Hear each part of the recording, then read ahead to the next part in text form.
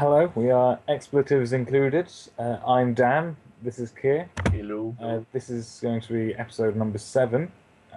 So to start us off, we're talking about episode 13 of Steven Universe. So many birthdays. Yep. First broadcast March 3rd, 2014. Written by Raven Mulsey and Paul Vilko. Directed by Ellie Michalka and Ian Jones Quarterly. That's a new name that we can't pronounce.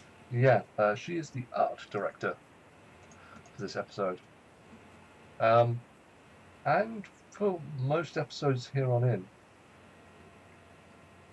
So she's obviously doing something right. Yep. So, It- this. Actually, it's Hmm? funny you say that because I did think that I noticed a few differences in, well, maybe not in animation or style, basically just like right at the start, Steven does lots of weird things with his face, where it just kind of morphs and seems, I don't know, can I say a bit more cartoonish? It just kind of seems more, well, his face seems more putty-like, and it moves around, and his expressions are a lot more, yeah, a lot more cartoonish. Okay. Well, he does change a fair amount in this episode. Did you find, well, no, just like right at the start, where he's still just regular Steven. I can kind of see what you're saying, yeah. Um, Um, Maybe it's just something which I didn't pick up on, but just like the fact that you're saying that there's someone new just made me think of it. It's not really something that I would have brought up otherwise. Fair enough. Well, let's begin. We begin with the gems searching Amethyst's room to find the cause of the smell that's stinking up the entire temple. But yeah, it was fine until other people started complaining about it. Yeah, yeah. Good Amethyst logic there. Um, Lots of excellent and interesting background things in this scene. I anything in particular? I didn't really spot anything.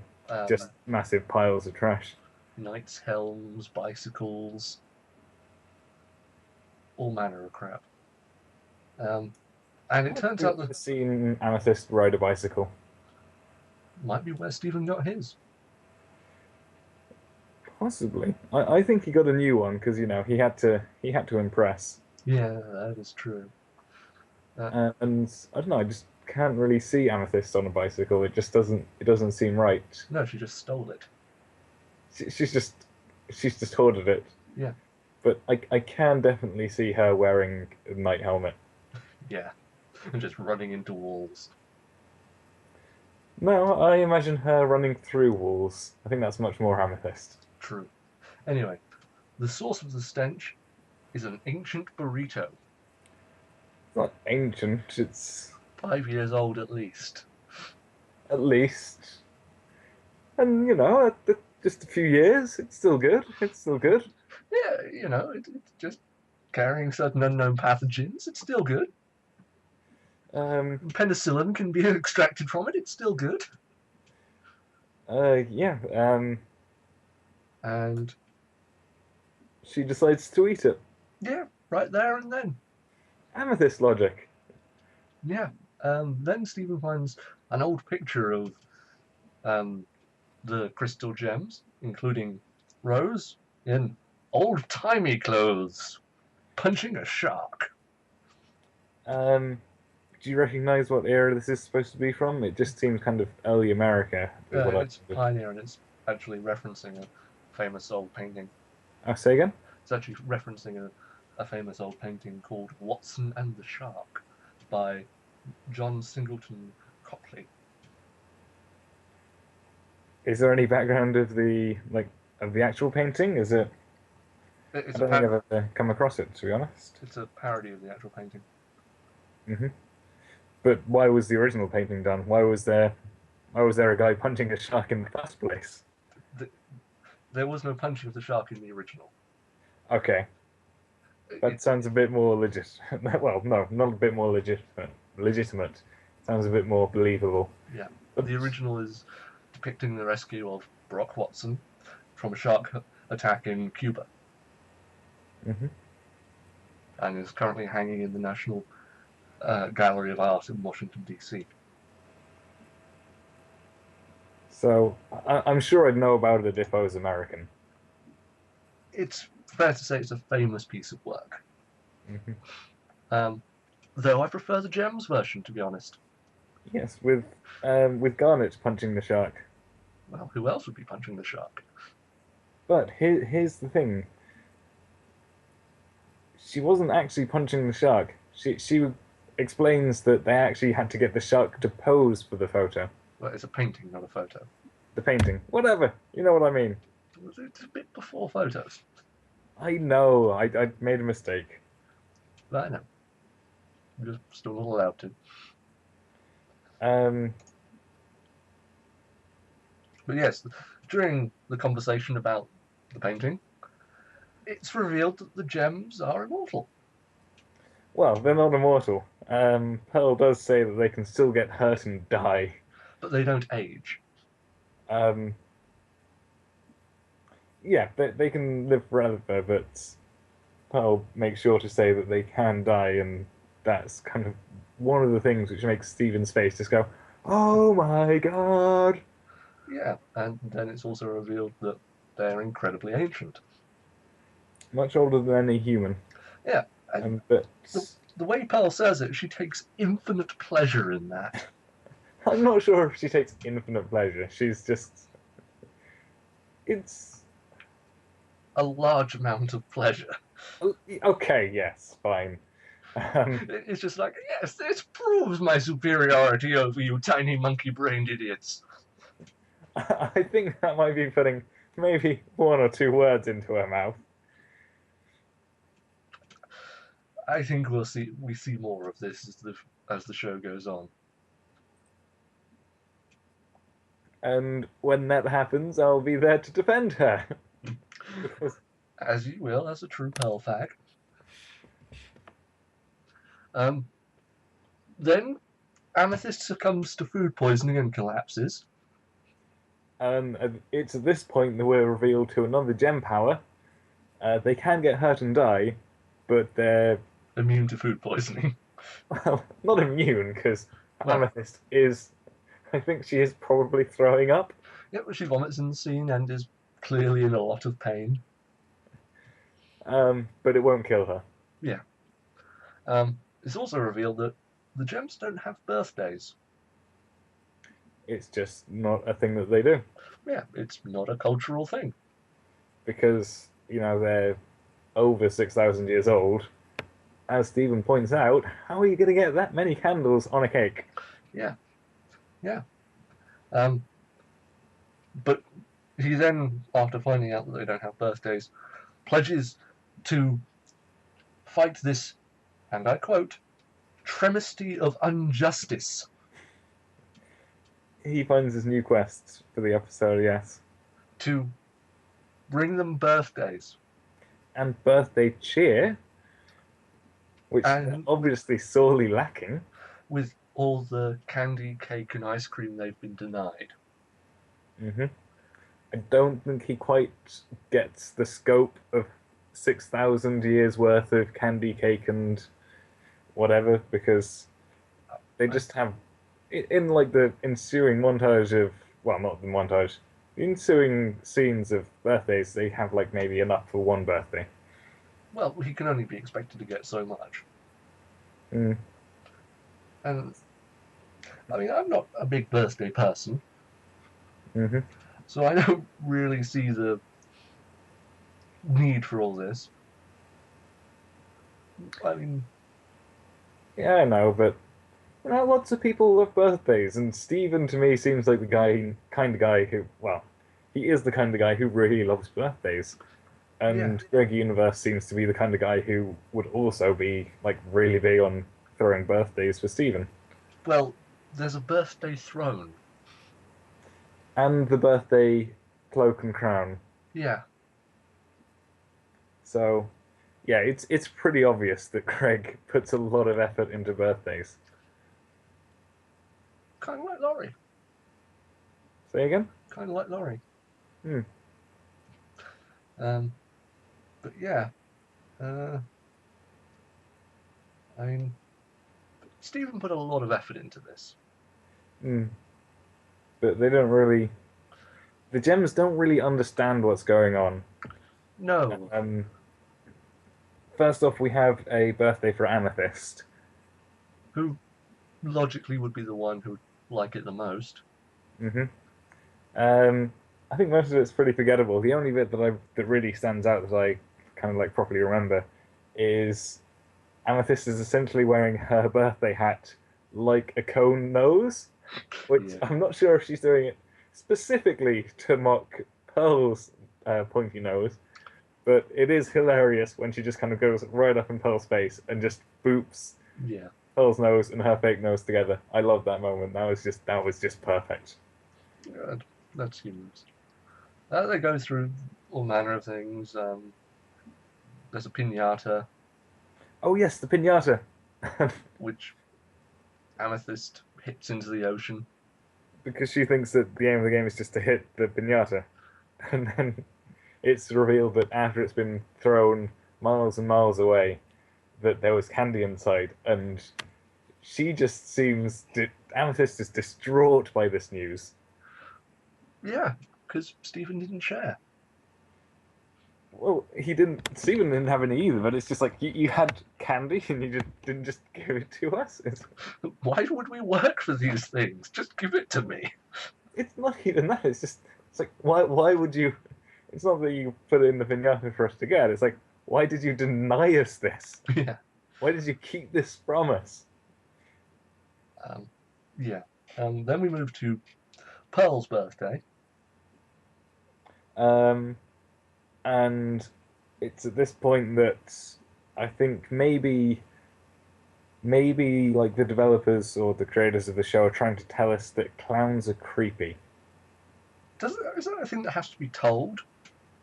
Lots of people understand this already, but I just think that Stephen, although he obviously likes clowns, the way he's portrayed and presenting himself, it's obvious that it's a pretty creepy clown. It's like mimes. Everyone knows they're evil. I don't think it has to be said. But yeah, he does. He's just a bit of a weird clown. He's just like, no, it's funny, and everyone else is like, no, this is weird. This is weird and uncomfortable. Hmm. I mean, Stephen jumps out dressed as a clown. Amethyst's response is, "That's a brave look." Yeah, as if I don't know.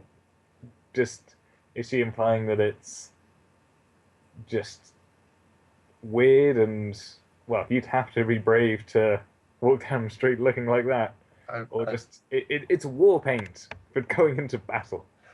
I think it's the former. I think it is the former, yeah. Next, we learn Amethyst doesn't understand jokes, even poor ones. No, Pearl just does understand jokes. There is that one bit where it's revealed that where it's revealed that Pearl is a horrible person, and I have to insult her now because you're calling me a Pearl bag.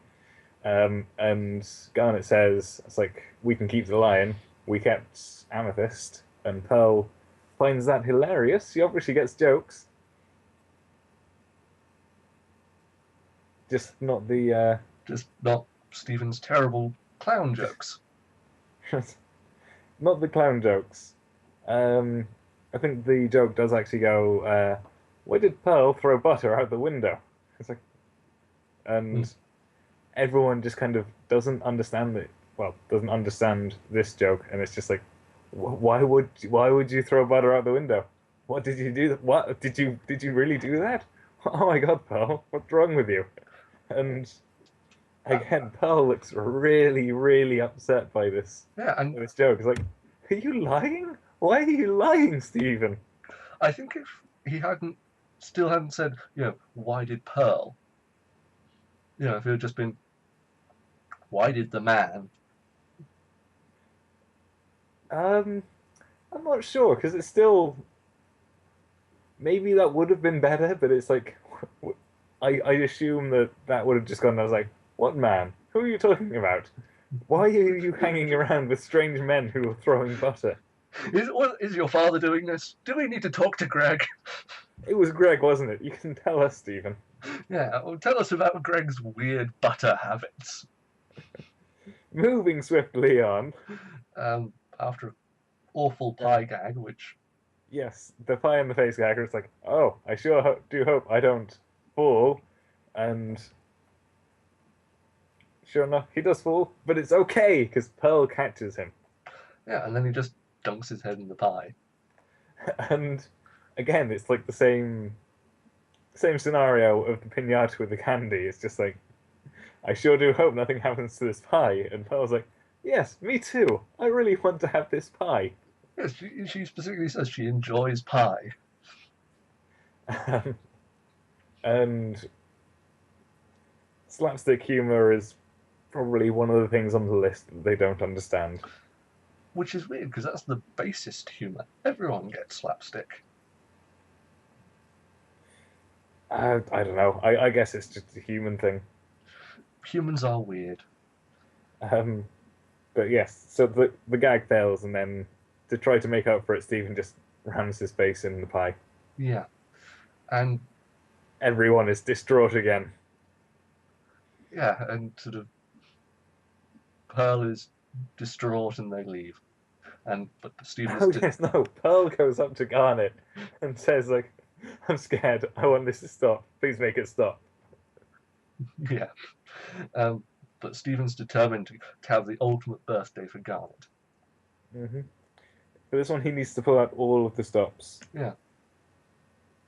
and he does pull out the crown, the the cloak, the scepter, the throne, all of the things. Well, no, the gem's been wearing that thus far, but this one he brings out the kazoo racers. And I've most of these customs I've seen and I've known about, but kazoo races is not something I've ever heard before. Wait, people actually wear crowns on birthdays? Okay, that one I haven't properly heard of, but I can imagine that kind of stuff happening. So I'm sure there's like, well, girls do like sometimes have princess theme parties, and if you're gonna have a princess theme party, it's well, if I was having a princess theme party, I would demand a motherfucking tiara. Well, that's fair enough. But the question is, are all the guests in that scenario princesses, or is there one princess and everyone No, else is it's just their me. I mean, it's just the birthday girl. and everyone else is their lady in waiting? Or the filthy peasants. I haven't decided yet. Well, that's what the boys are. That works. Um, so back to the show. Back to the show. Stephen has brought out kiddie cars. Hmm. Which are just like far too small for any of the gems. I mean, I've seen these things advertised. I think I have seen like the mini cars, but kazoo racing just seems a bit. I don't know. Yeah, and this is why Pearl thinks humans die. Yeah, that is brought up. That is something which I wrote down. Birthdays kill people Yeah, just because of the mounting stress of having a birthday every year. that Just that finishes people. that leads to death. Hmm. And I can see that as someone who isn't fond of birthdays or birthday parties. This makes sense to me. So you're just not having birthdays anymore, and you're going to be immortal. That's the plan. Okay, maybe you might just live longer. You still have had like 11 or 12 birthdays, I think. Mm, Actually, maybe closer to. Well, I don't know. Let's not go into your backstory. no, my But we'll backstory is cover that in a mysterious. later episode, later in the series. Yeah, but it's revealed during this conversation that their age is only an illusion. Yeah, which actually makes it seem a bit weird because you said in like one of the recent episodes, or like the latest one, uh, basically you just sent me all of the adorable pictures of the gems in like young younger forms. Yeah. And they are adorable. And it's just like, and also they're talking to someone who I think looks like Steven, so I'm wondering if it's a young Greg, but that's neither here nor there. It's just that they have existed on Earth in their young forms, and that just seems a bit, well, I don't know. They're as old as they want to feel. They're as old as they want to be, and I'm actually wondering maybe, well, we do like have the old timey picture of them all being grown up, but I'm wondering if, well, because the whole idea of um, rose quartz is being like the motherly, maternal love, all all that kind of stuff. If maybe they before she died they were all younger, or maybe just Pearl and Garnet, no, Pearl and Amethyst rather, just kind of were portrayed as much younger while Rose was still around, but like after that they kind of like decided that they did have to grow up a bit, and then Pearl kind of decided that a lot more than Amethyst did, and that's why there's the whole kind of conflict between them. I don't know. Many theories. It's many theories.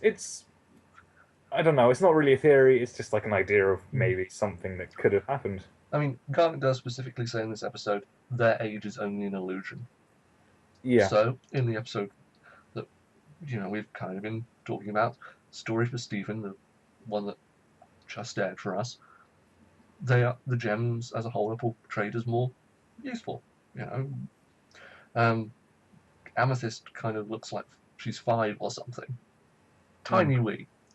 Anyway, and what I think is they just took advantage of a time to be kids. Not much was going on in the world. There were no big disasters, no big gem monsters. They just took a chance to relax. But then why are there gem monsters everywhere now? Hibernation cycles. Say again? Hibernation cycles. I don't know. Okay, let's go with hibernation. But anyway, but yes, he kind of like thinks like, well, I didn't really think about birthdays this way. Is like this sort of deadly thing that they are to humans. Deadly thing, like these milestones, like these. He considers his own mortality and stuff, and yeah, and it's also said in the conversation that maybe birthdays are things for little kids. And what it's like maybe I'm too old for kazoo races because Amethyst is like, boop, no, you're too big as well. Yeah, because she turns into a baby and gets in a small jeep and wants to know which way to the baby war. Yeah. And yeah, Stephen says like, I'd never considered birthdays as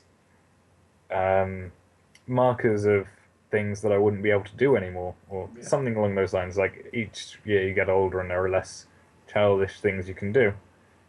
Yeah, and as he comes to this realization, he begins to age. Yes, we get into the creepy side of this episode. His first transformation is literally as he's walking into a bank of mist. Yeah. So maybe this is. You did mention cat fingers when we were talking about this before. I don't think it's as bad as cat fingers, but it's definitely along the same vein. Yeah, well, it's also utilizing the same power in my mind. The same power? Yeah, Stephen's ability to transform. The fact that his form is malleable. It's a bit weird to consider because is it really just transforming? Because later on he ages like a lot. He gets far too old, and he's at risk of dying because of it. So he's not really just changing his form like becoming a cat. He could have lost himself if he turned fully cat. That is true. I'm just wondering if it's more of just. Well, we say that the gems, their age is illusion, they're only as old as they want to be. Is that part of the transforming thing, or is that just... To briefly explain, because this will be explained in an episode soon, the idea is the gems only exist in their gems. Their bodies are illusions they project around themselves. That makes the whole concept of Greg, Stephen, and Rose really weird. Yes, yes, it does. But it does explain why they can transform, why they don't age. Mm. Um, all manner of crap. You know, it's the gem that is the real them.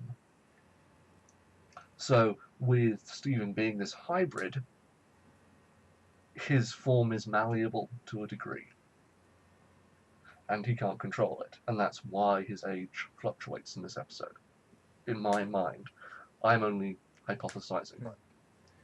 Um, so, you think this is like the same as transforming? I'm thinking maybe it's similar, it's linked, but it's also a bit different. Yeah, yeah. Um, And the theory that I had, something which I was kind of throwing over in my mind, Stephen can get Stephen can get old and die because he's human, mhm. but because of his transformative powers, his like control over the age of his body, could he not kind of like decide to just like when he gets to an adult, just decide to stop aging? In theory. In theory, and so he wouldn't be limited by like 100 years of the human lifespan type thing. In Uh, theory, he is not as limited by meat space as we are. but he still does have like more than just the gem physical form. He is human, so Yeah, he has um, he has more weaknesses, but he's also immune to certain gem attacks and maladies. Um, he's sort of a more he's different to the gems, but he works along similar lines. I mean, the biggest question I have for this is he gains a lot of mass in this episode. So, I mean, I guess hand waving, um, magic, whatever. mm, But it sort of does beg the question sort of he can gain a lot of mass, so there's really no limit in theory to his shapeshifting abilities. Um, mm. but so as we go through the episode, he steadily gets older. We sort of see him go through an awkward teenage phase. Then he Yeah, becomes, puberty is not going to be kind for Steven Universe. yeah, I'm well, not sure how much of that is just the fact that he changes, but his clothes stay the same.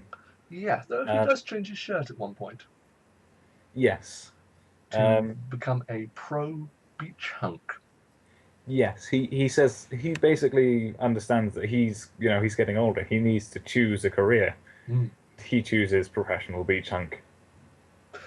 And I like the fact that while his attitude has kind of changed, Hmm. his thinking is still very much at that Steven Universe 8-year-old level.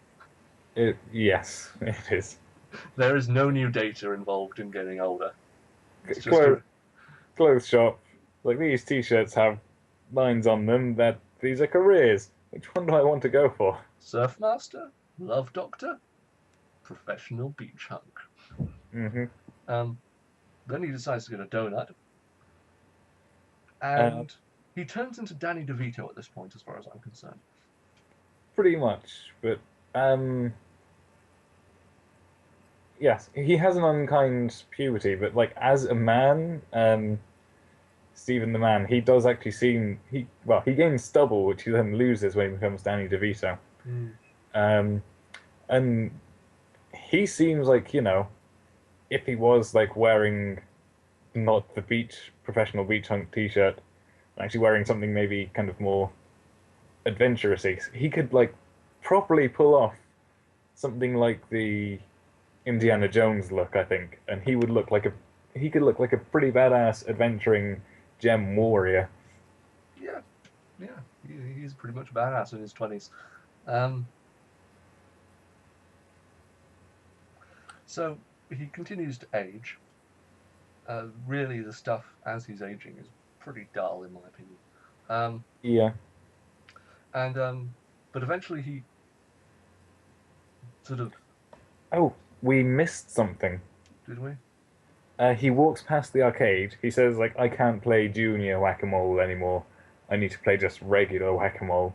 Yeah, So that's so much more adults. yeah. But also, we have an appearance of Onion. Oh yes, yes, we do. And it's revealed. Well, Stephen says Onion, so young, so innocent. So it's revealed that Onion isn't just like a weird, creepy old guy who's incredibly short, like Mole Man. He is actually young. As far as Stephen's aware. I think that, Stephen knows Onion de decently well, knows how old he is at least, and just like from the first appearance of Onion and this, it does. I do think that Onion is quite young, Hmm. Um, not innocent by any stretch. things that man has done. Hmm. But yeah, um, We also see him. hmm, Onion isn't really the ticket master who everyone thinks he is, winning his moped and all. He steals tickets at night. yeah. He's a fraud and a charlatan. He is no ticket master. But yeah, by the end, Stephen ages to the point where he's a withered old man with a long beard. And Lion takes him back to the temple. Hmm. And I don't know. Danny DeVito Steven doesn't look good, but if he was like still spry and able to do stuff, I think that this old man Steven with like the big grey beard actually looks pretty cool as well. And So he if he had a huge staff that he hits people on the head with, and he dressed up like a wizard. yeah. I think he would look pretty cool. Well, He would have his, he's legitimately magic. he is legitimately magic. He makes bubbles and shields and all of this nonsense. Yeah. But so the gems are cleaning up after the birthday party. Garnet still wearing the cloak and crown. Yes, because she says it makes her feel special or Makes her feel important. yeah, important. Important. They're actually starting to like say it's like, you know what, these birthdays weird at first, but they have been pretty fun. Yeah. And then they start freaking out because Stephen is dying. Yes. Pearl especially just can't handle this. Yeah. Um, but I also think it's a thing. This is the first time that a gem, other than perhaps Rose, has really died to them, or at least has Mm, the chance of it. You know, Rose just gave up mm. her physical form. Yeah, so wait, uh, so is Rose, from what you said before, is Rose still alive in Stephen's gem? If Stephen dies, the gem still exists. Would Rose come back? We don't know. We don't know. No one knows. Yeah. Is it's never been hinted at or alluded to? There are many questions and many more answers, and many more questions to those answers. Okay. Um, so now we get a fairly horrifying sequence, in my opinion, as Pearl is the clown. Yeah, that's even weirder. That's even worse than Stephen the Clown. You know, it's sort of, I don't know, it reminds me of those kind of hideous porn videos where the girl's crying. She just shoves the pie into her face. You've been watching some weird porn. I was bored. How do you even stumble across crying pie porn? No, no, there's no pie involved. It's just one of those very sad porno videos. So, okay, moving on. That aside, That horrifying aside, pie sequence. um, one of more. Look, there is still comedy here, where basically Garnet is just picks up Stephen and starts shaking him. Because she thought Because violence was the answer. I thought violence would be the answer. Yeah. Not not very imaginative, kind of No. a. But has there actually been a situation in Steven Universe so far where violence hasn't been the answer? Um,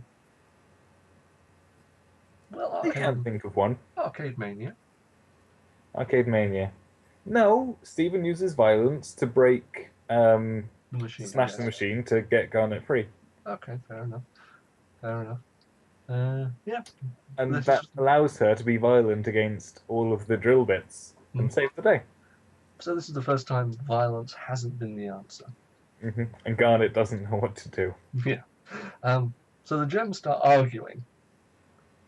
Mhm. And then Stephen sort of was like, "You need to be adults," and he Yeah, transforms into an adult.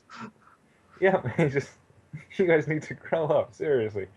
Well, essentially, they just, well, the reason that Pearl is a clown, basically, we forgot to mention, just because Pearl is a clown just kind of overrides everything, and you can't think of anything else because it's so creepy. Mm. Um, he's basically just saying, it's like, I need reverse birthdays. I need birthdays to feel young, and it's going to help. But really, just kind of reinforces the idea that these are the things which he's too old for. It's these things are childish, and it's just making him get even worse.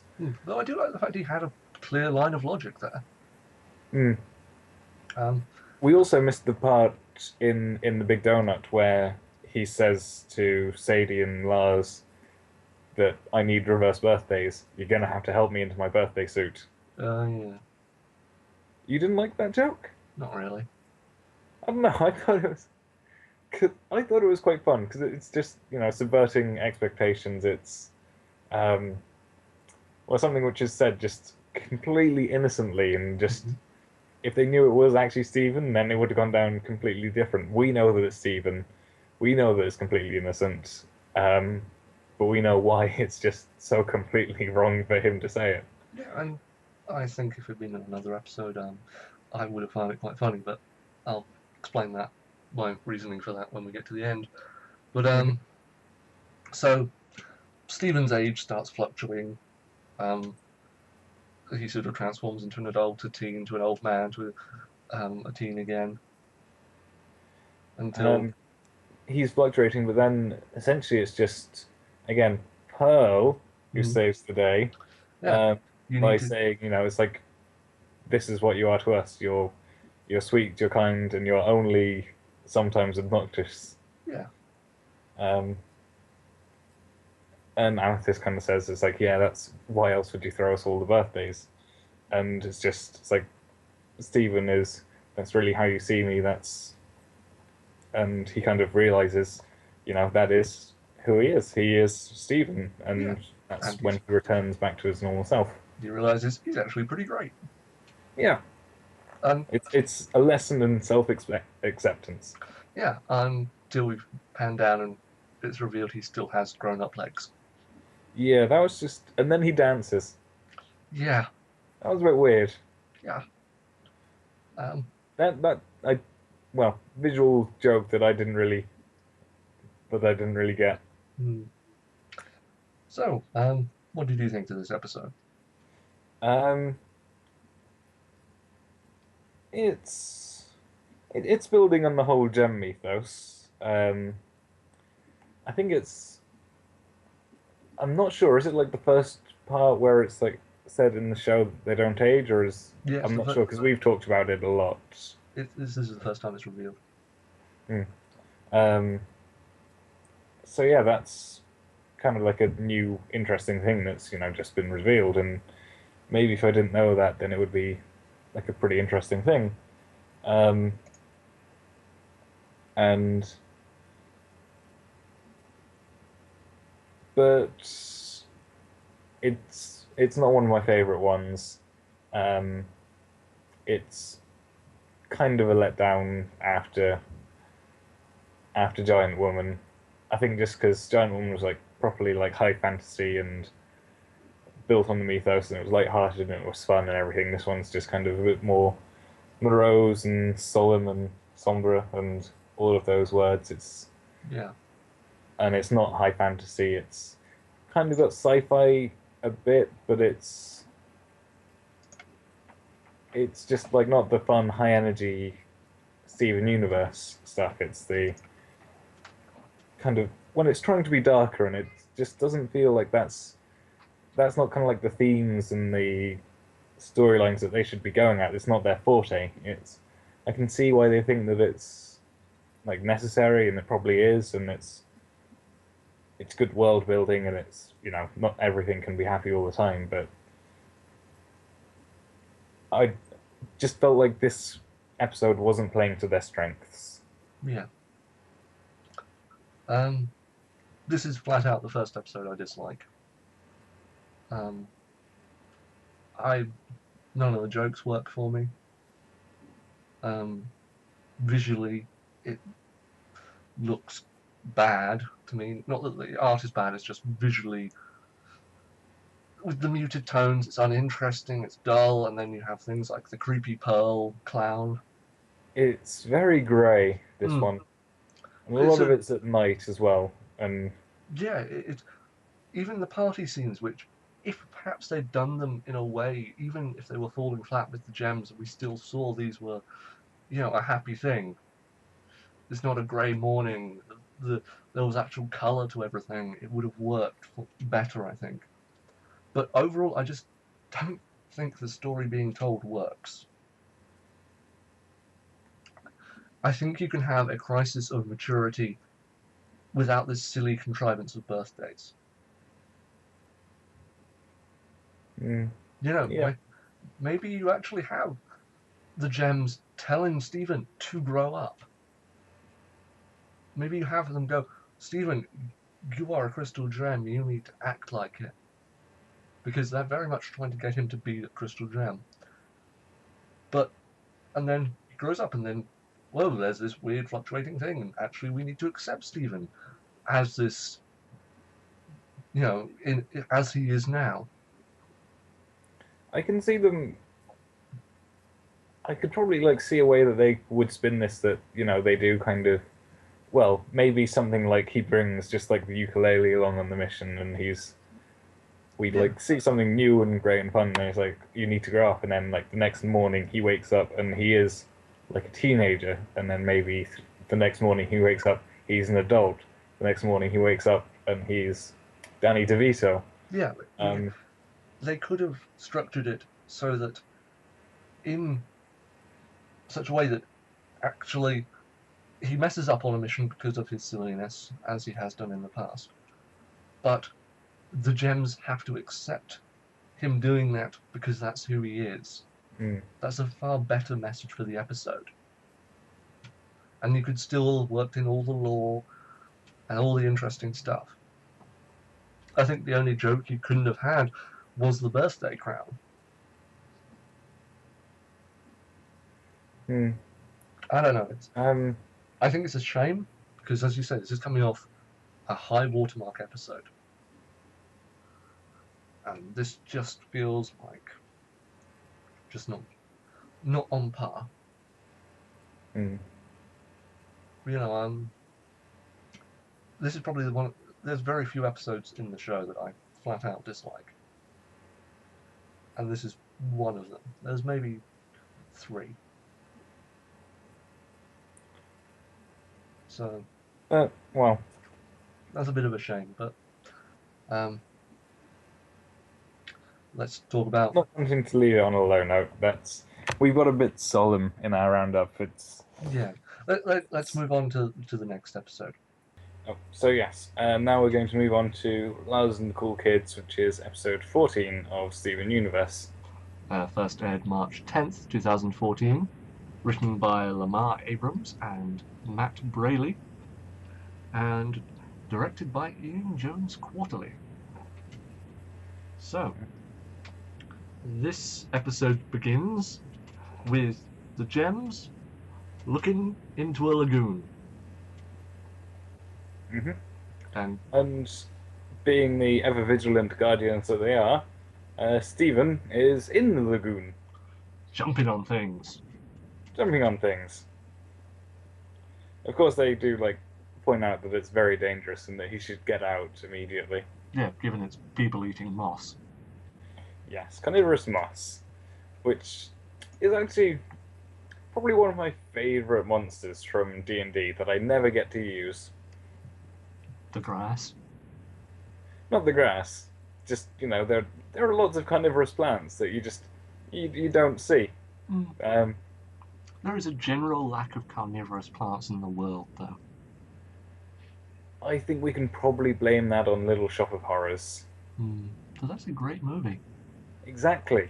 Do you think that you could make a film about carnivorous plants and, get anywhere near that level of campy? I couldn't make a film about that subject without having the line, "Feed me, Seymour!" I suppose that's probably another problem, is that you would have to just. I just have to remake it, and then I'd feel bad because I'm remaking a great film. Mm, that yeah. So in a nutshell, that's why we don't have carnivorous plants anymore. Yeah. Same token with giant ants. But anyway, um, so so they get Stephen out of the lagoon, and they explain this moss was made by rose quartz. Used to be on this hill, but for some reason it's down here now. Hmm. And Yeah, they never really explained why it moved, did they? um, my theory is it was seeking out Rose. That's a good theory. So it My was. theory was just if it hadn't moved, then we wouldn't have an episode. You see, I think it was coming after Stephen. Because that's not creepy. Well, yeah, because obviously Stephen is Rose in some manner. Hmm. So Rose's gem, and that's yeah, like source of magic that would have kind of created it, I yeah. guess. So what would have happened is a few years from now, if we didn't have this episode, we just have the house and the temple being consumed by this moss, Hmm. because presumably it requires Rose for reasons that happen at the end of the episode. I'm not sure if it. Well, Well, presumably the blooming hasn't happened since Rose. hmm, So it's possible that the gem is an integral part of its life cycle, it's possible. which is just weird engineering and kind of sloppy in my mind. However, that's getting ahead of ourselves. Yes, We're talking about, yes, how they solve the problem. yes. How Pearl suggests they solve the problem. And I don't know, this is a bit weird because she does like a whole dance, kata Yeah, type thing, and it's just like a oh, boom, police tape. I'm certain that's a reference to some anime. I think that might be a reference to every anime. Yeah, But yeah, I get where you're coming from. It does seem like it probably is from something, but I just mean, because it doesn't seem to fit very well. it. Given how deep this show goes, maybe it's sort of a reference to no theatre in some ways that they do magic in that.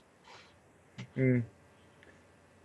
Um, But yes, they create from her mind. Pearl creates police tape.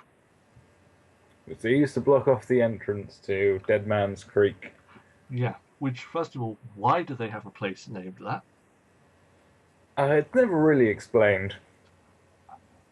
There was either a guy who died there, or it was Or, although that's where old Dead Man Jenkins used to live. He peed in that creek every morning. that's why the moss is angry. Yes. Um, but there's actually a logic to the thinking. This tape is a barrier to humans. Hmm. Humans won't cross it, and it will give us time to think about, how to deal with this, how to transport it. Yeah. Also, kind of gives a tangential explanation to the battlefield. How do you mean? Well, it says they won't have to use magic to keep humans away. That implies they can do that. So that explains why there's these vast areas that are just areas for the gems that humans haven't colonized. That makes. I missed that line. That makes a lot of sense. I suppose. Are they just kind of separated? Is it kind of separate from real reality, and that's why they need to use the teleporters, or I think it's kind of a Hogwarts situation. so they just don't realize and don't notice it? They just kind of go around. Yeah, but the initiated can go there, and presumably the initiation the process is somehow connected to the teleporter, or they can walk there in some instances. But I sort of that makes internal sense. Well done, show. Hmm. So yeah, they just use a conventional barrier. Yep. Um, well, actually going back to that point, does that kind of mean that creating that kind of barrier is like a very like time consuming, energy consuming feat? I'd assume so. Yeah, Yeah. imagine it would be. Um, and I like the kind of the little flourish that Pearl adds to the police tape. The nice bow. The nice bow. Um, it's her idea to use police tape, but she actually has no idea how to set up police tape. No, none of them do. Well, I don't know. I think they do a very good job of, well, maybe just for British police tape, or if it was to be found in Britain, I think it's a perfectly good job. Perfectly accurate portrayal. Maybe, maybe. Um, Complete and utter mess. yeah. Um, so they're like, right, we can deal with this later. And Hmm. Stephen wants lunch. Hmm. No one else wants lunch. Um, and so, time to go to pizza place. Yep, fish stew pizza. And, Stephen's walking there, singing a little song. Then he sees Lars. Who's acting cool? Is that cool? There's a cartoon that I used to watch. I can't for the life of me remember what it was called or what it was about, but it was like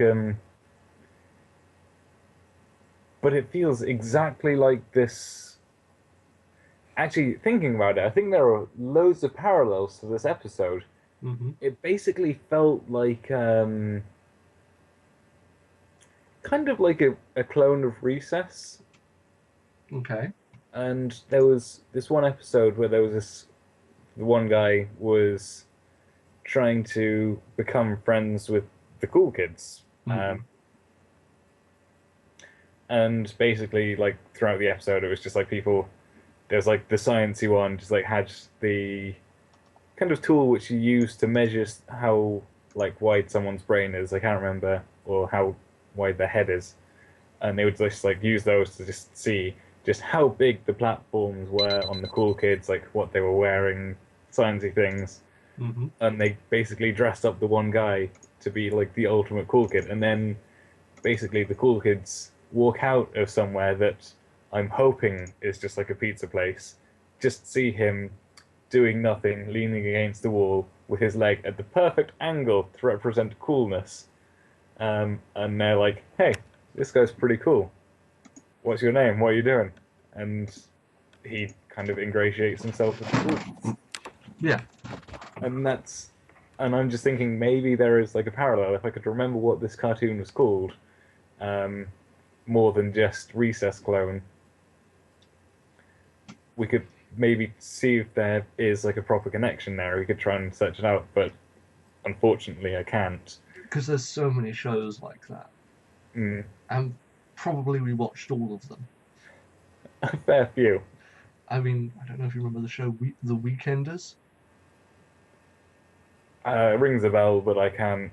It was an awful one, but I watched the hell out of it. But yeah, there's something in cartoons that somehow a guy leaning against something, looking bored, is a cool guy. Because well, he's just too cool for whatever's yeah, whatever's going on. I mean, I'm hardly with it or what's happening, but that just seems like a dull person if they've got nothing to do. Mm. So, No, they're scouting for coolness. I see. They've got some manner of funkometer. Hmm. Yeah. Yeah, but yeah, he's leaning against the wall with his kind of jacket thrown over his shoulder. He's looking disinterested. He's got his one leg propped up at that angle, which denotes coolness, Hmm. and he's waiting for the cool kids to leave and notice him and make him one of their own. Yeah. Yeah. And then Stephen comes and ruins everything. By actually getting them to notice him. Yes. Also, the quote unquote cool kids are incredibly laid back and would probably just hang out with him anyway. yeah, but it's just I did write something down. Yeah, that's kind of like shown just by Stephen, just how straightforward he is. Yeah. You're just like, And well, it just shows what? a lot of Lars. Well, It I've just put shows Lars how has. Oh, I've it put show Lars has. Oh, you go. it shows how dumb Lars is. How dumb. I was just going to say he has social hang-ups. He believes all of this hype. He believes all of the um, He believes in the angle. he believes in the angle. He believes in that this is what you do to ingratiate yourself with the cool kids. This is how it works. This is how it's done. You can't just go up and talk to someone, which is a viewpoint I can share. Hmm. Which it's wrong and it's stupid, but people believe that when they're young. I guess I'm not sure how old um, Lars is supposed to be, but I'm assuming he's probably supposed to be like 16, 17. In theory. Um, because he is still kind of a jerk. He's wanting to hang out with the cool kids, um, and he still kind of picks on Stephen. And he doesn't seem like he's 20s or something. I guess is what I'm trying to say. Yeah. Um, Whereas that's the presumably, kind of age that you still have all of the social hang-ups, and you kind of like going around thinking it's like this is how the world works. well, we are a generation taught by movies and television. Exactly. You know. And here's movies and television telling us that that's all wrong. Yeah. I mean, I know you're still waiting for your manic pixie dream girl, Yep. but so Well, yeah, that's because everything that Lars doing is wrong. He's learned that all from TV and movies, but the manic pixie girl that I'm eventually gonna get, that's totally legit. I'm gonna have to edit out you saying totes. But not legit. Mm, I don't know, I think totes legit. It's a legitimate phrase, but you have to use them together.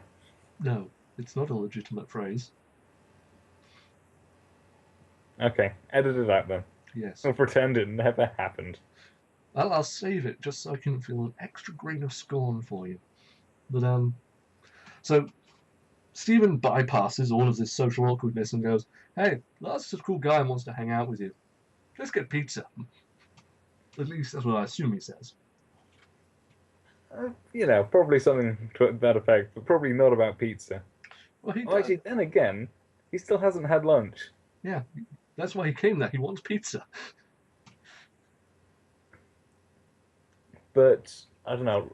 Just Stephen is so nice. I think he might put even Lars ahead of food because that's just how nice he is, Yeah, yeah, yeah. and partially owing to his short attention span. And he does think they are best buds. He does greet Lars with a. It's like I got a high five coming straight for you. Nope, nope, nope. High No, five. Oh, and he just high fives his chest, just like you're gonna get it anyway. yeah. So, um, then we get sort of the inane banter between the cool kids. Hmm. And Lars is just trying so hard. It's awful. It's cringeworthy. Yeah. I'm not sure if it's cringeworthy because of the whole. It's like I've never done this. Hmm. Um, it's just I don't know, just like some of the bits where it's like you've got a snake on your shirt. That's I'm not a fan of that. It's like yeah, God, I hate snakes. It's like really, I kind of like a few snakes. It's yeah, it is cringeworthy. It's But I cringeworthy and it's I don't know. but I It's do like the fact that the cool kids are actually perfectly nice to Stephen. yeah, and they are kind of nice to Lars. It's just that they're a bit well, they don't understand what he's trying to do because he's just coming across as oh Lame, yeah, kind of. kind I of don't know, desperate. he's trying so hard, and that's basically what's causing them to well, that's what's causing him to be so awkward. he's trying really hard and he's just kind of falling flat on his face because of it. And I kind of Yeah. put like this is probably like this bit before and like the bit where he's just trying way too hard. He's not being himself. He's trying to be someone else to make people like him. Yeah, but the I thing think. is, if Oh, people saw the real Lars, they wouldn't like him either. mm.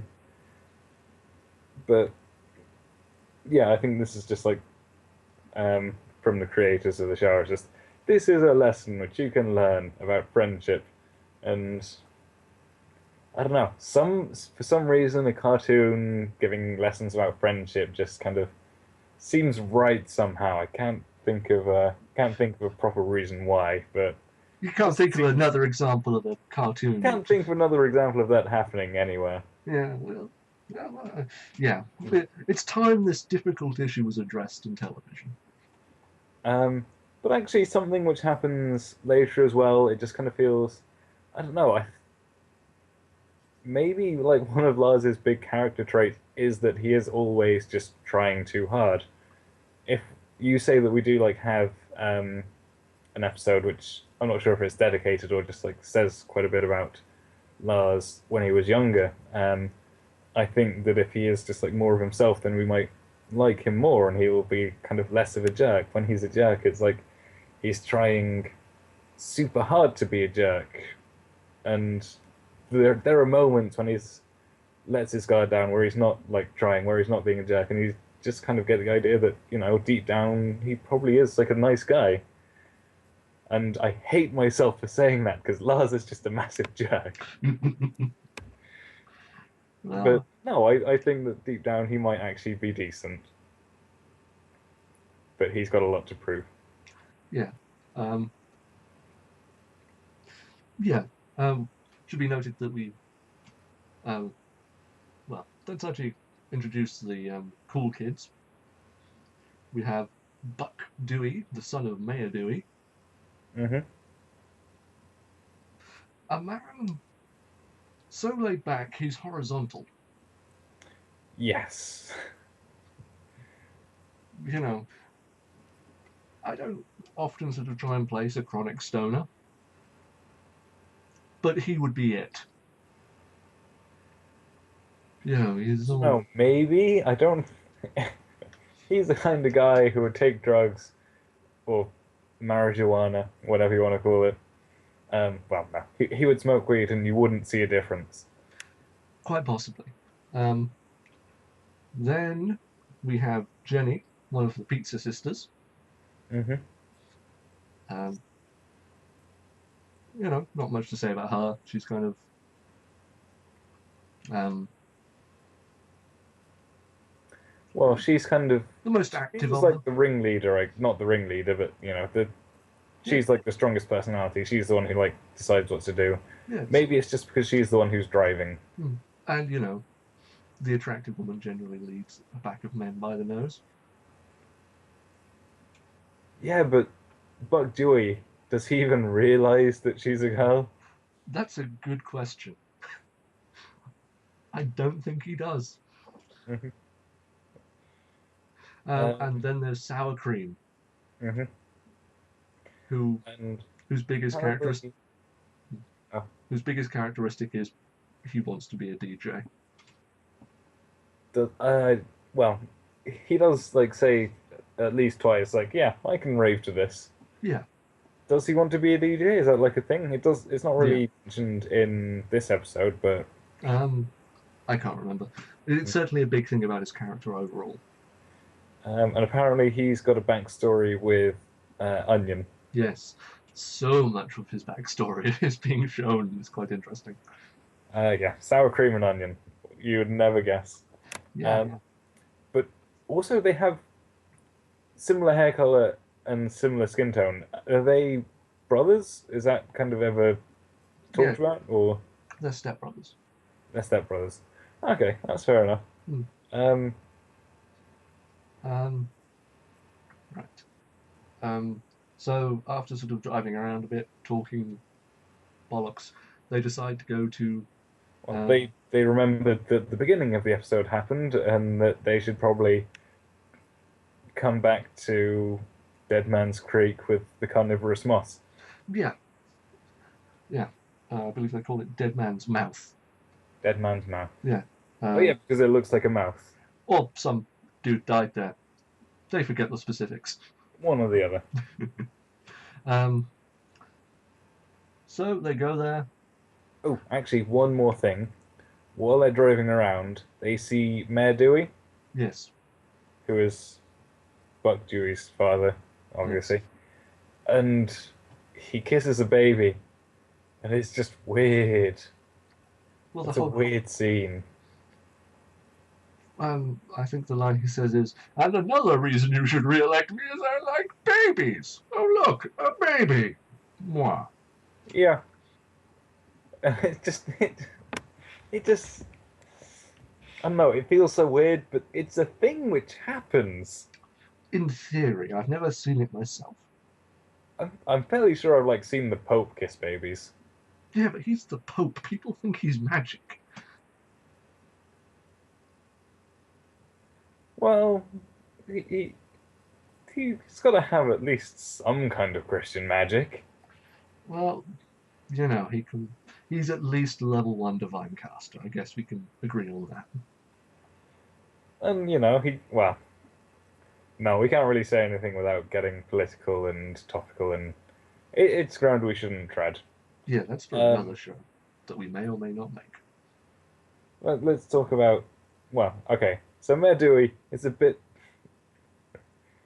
he's a skeevy politician, not skeevy. Um, I don't know, he's a politician, and that makes me feel awkward. Yeah, but he looks awkward always. And he's so red. Yeah. There is Though, no sun ever in Beach City, but he's perpetually sunburnt though, well, no, I don't think he's put sunburn. I just think he's constantly blushing and sweating, because of all of the political pressure. and all of the awkwardness. But Hmm. I honestly believe there's no one else who'd stand against him. Do you think that's why he wins, or Yeah, I think that's why he wins, because there's no one else who'd do the job. just because no one else in Beach City wants to? No, they just don't care. Well, actually, his rally did have quite a big turnout. Hmm. Well, wouldn't you go to see the guy who has a vehicle that says his name? Yes, I would. Hmm. Also, But yes, dead man's mouth. yeah, also, you see it for the first time in this episode. There's a statue of Mayor Dewey. I missed that, but I can. Yeah, Hmm. if I were Mayor Dewey, I'd have a statue. Yeah. So, Dead Man's Mouth, where we learn the wondrous invention of trousers that can become shorts.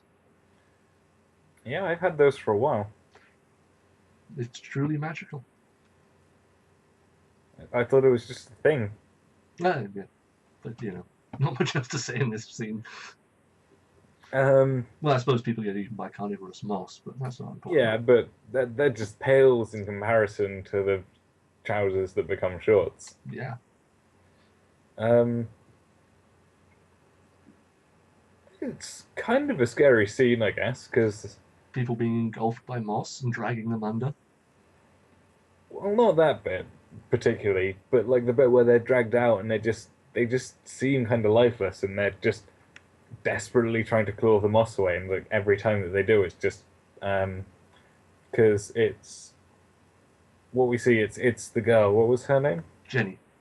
Jenny. We see like Stephen just like ripping the moss off Jenny, and every time he does, you just kind of like see her mouth and like part of her eye, and she inhales deeply like she's being suffocated. That's a pretty scary scene. Yeah, yeah. And then we have a weird character moment. Um, is it? It's when Stephen explodes. Yeah, but it's also like Lars is just like saying, "I knew that if something was going to go wrong, it would be because of you," and Yeah. it's just like, "Oh my God, these three cool kids are dying. Now I can't be one of the cool kids." And it's like, what? Yeah. Though, admittedly, he does get a sick burn in. carry on. Um, Stephen sort of after Lars has insulted him and his mum, goes, even I didn't get to know my mum, but I do know she saw beauty in everything. Stuff like this moss, and even jerks like you. Yep, Stephen got in a sick burn. Yeah. Yes. Um, and I don't know. I guess Lars didn't really. I don't know. I want to defend Lars, and it just feels so wrong. Mm. Um, I mean, it shows Peach his City mental. is weird, but no, I don't think that he's used to this weird gem stuff happening. He's completely out of his depth and doesn't know what's going on and just doesn't know how to react. Yeah, that's fair enough. I mean, but Emmy's just taking it out on Stephen. Mm. But after this explosion, they come together and get everyone in the car and are going to take him up to the hill. Yeah, it's like the kind of well, it was just like Stephen essentially just having a whole kind of snap out of it moment. And Lars was a supreme dick. Well, it was a supreme dick, and then Stephen just like, no, shut the hell up. Just smacks We him need to down. save these people now. Yeah, we have bigger problems than you It's being a it's loser. it's the vocabulary bitch slap. Yeah. So then we get a little fun thing of Lars doesn't know how to drive a manual. So Stephen will take the stick and doesn't know any Yeah, better. Stephen can't drive stick either. He doesn't know what reverse is. Is it the one with the R? Yeah. Um, But to be fair, they do work quite well together. They only hit one vehicle. yes, all well, they hit one vehicle. They only see one vehicle. Still, that's pretty good. They get on top of the hill. They do get to where they were going, so Well, that's something. though they only drive sort of three-quarters of the way up the hill, Mm. and they have to get to the top. Well, it looks like a pretty steep hill, and it's just like a cruddy old delivery van car. Would it really have made it up there? I think they should have at least given it a go. Maybe they did. Maybe they just cut it for time. Possibly. So they drag the petrified cool kids up the hill. Mm. And But as at this point, the moss is actually kind of engulfing Steven and Lars as well. yeah,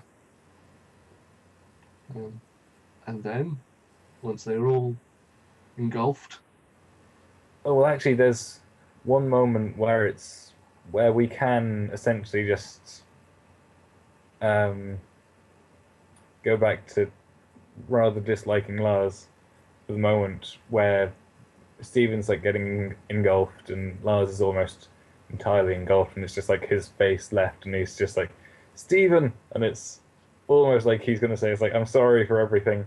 And then he just says, what does he say? Like, you're a jerk, you suck. he says, "This sucks." This sucks, yeah. And then I do like the fact they take a minute of quiet there. It's not a minute, but they take a few seconds of quiet. Hmm. But then, boom. It's like, yes, a few seconds of quiet. It's a very somber moment where everyone's dead. Yeah. Why didn't Steven bubble? I don't think that would have helped. I don't know, maybe. And then, boom, pink blossoms everywhere. Yes, the sunlight hits all the moss, they all bloom and pink blossom. Yeah. And the blossoms contain shards of gem in them Mm. instead of the middle bit of a flower. Which is, yeah, like compared to, like especially this scene compared to the last episode, which we kind of agreed it was like very growl. I was about to say grey and dull at the same time. It was very grey. It wasn't very colourful. Krull, the other Krull. Yes. But yeah, this one moment, it's bright, it's sunny. There's the pink blossoms everywhere, and it's just like a really colourful, nice scene. It looks very nice. it's something that sour cream can rave to. Yeah, and then Stephen and Lars high five each other on the chest. Yes. Well, Stephen goes in for a high five, and then Lars is like, no, no, and then he just kind of puts his hand on his chest, like, Yeah. and then it's like, oh, do I like Lars again? What's going on? My whole world is upside down. No, you can still hate him. Does he go back to being a jerk in like the next couple of episodes? Oh, of course he does. It's a cartoon. Hmm. It's not like people learn anything. No, no, nothing is learnt. Well, other than a few things. A few things get carried over. Yeah. Um, yeah, everyone's fine. The moss has been taken care of for a year or so. Mm. I And suppose Stephen's going to have to come back every year and now and look after it. yeah, Stop it eating people. or at least, once every couple of years. Yeah. Um, yeah. So, what did you think of this episode? It was okay. I really do prefer the kind of the high fantasy, all about the gems going out fighting, doing official gem business.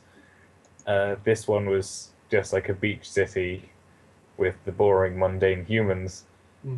Um, which it's fun character stuff. It's nice seeing them all, but um, yeah, I want to get back out and adventure and see weird, strange gem architecture and these old gem battlegrounds and like the weird effect that it's had on all of the nature around everywhere, like the giant strawberries.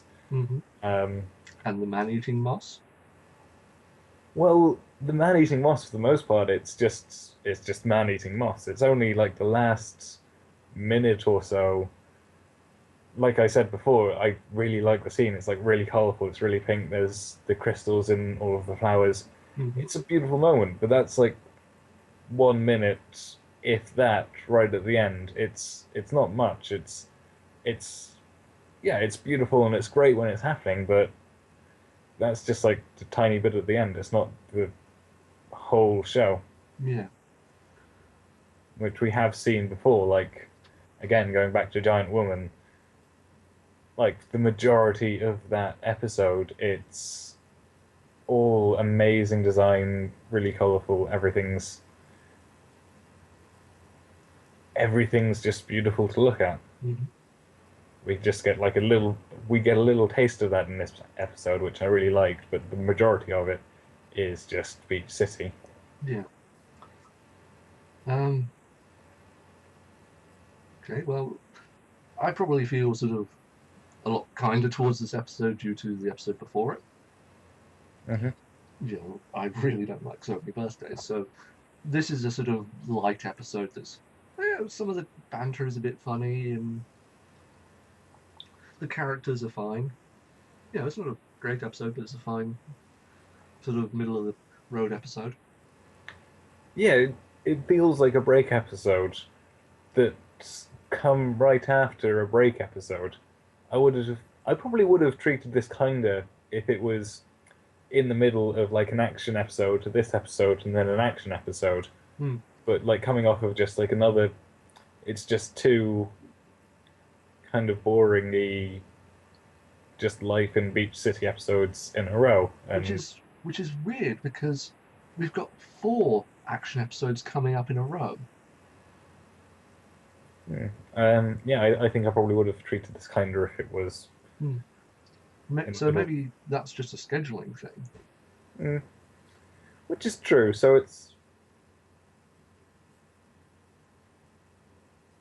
I don't know. It's hard to say because, I well, mean, it's hard nothing's for in. me just to kind of imagine. It's like, well, if I did see this in this scenario, would I have treated it kinder? I think I would have, which probably means you should take what I'm saying about the good things that I'm saying about it and just kind of turn it up by one. But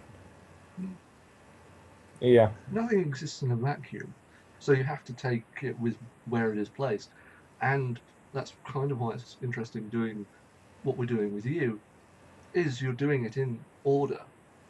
Mm. So your reaction to from one episode to another perhaps would have been a bit dulled if you'd had to wait the full week between, but you'd still have that, well, it wasn't a particularly good episode last week feeling. Yeah. And hopefully the next 4 episodes will kind of make up for that. Hopefully. I mean, 2 of them are gem heavy, 2 of them are beach city episodes, but they're all action episodes.